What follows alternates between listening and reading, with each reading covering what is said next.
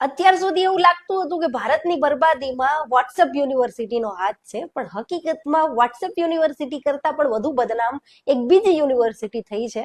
એનું નામ છે ગલગોટિયા યુનિવર્સિટી. ગલગોટિયા જેટલું નામ ફની છે ને એનું કામ એટલું વધારે હાસ્યાસ્પદ છે. અત્યારે દિલ્હીમાં ભારત મંડપમ ખાતે ઇન્ડિયા એઆઈ ઇમ્પેક્ટ સમિટ 2026 ચાલી રહી છે, જ્યાં આ ગલગોટિયા યુનિવર્સિટીએ એક ડોગ રોબોટ રજૂ કર્યો, જેને પોતાનું ઇન્વેન્શન ગણાવ્યું. એના પ્રોફેસર નેહા સિંહ વિડીયોમાં સાફ સાફ કહી રહ્યા છે કે આ એમના સેન્ટર ઓફ એક્સેલેશન ખાતે વિકસાવવામાં આવ્યો હતો અને યુનિવર્સિટી દ્વારા 350 કરોડ રૂપિયાનું રોકાણ પણ કરવામાં આવ્યું છે એઆઈમાં વધારે ઇનોવેશન થઈ શકે એ માટે.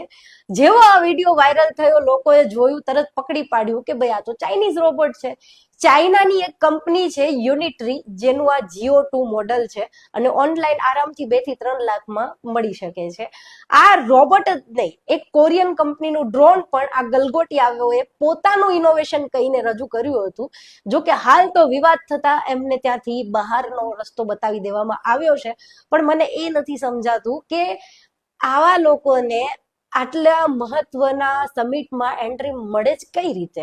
આ ગલગોટિયાઓ કઈ પહેલી વખત લાઇમલાઇટમાં નથી આવ્યા. 2024માં કોંગ્રેસ કાર્યાલયની બહાર ગલગોટિયા યુનિવર્સિટીના વિદ્યાર્થીઓ પ્રદર્શન કરી રહ્યા હતા અને જ્યારે આજ તકના પત્રકારે એમને સવાલ પૂછ્યા કે તમે કયા મામલાની વિરુદ્ધમાં પ્રોટેસ્ટ કરી રહ્યા છો, ત્યારે એક પણ વિદ્યાર્થીએ જવાબ આપ્યો નહોતો.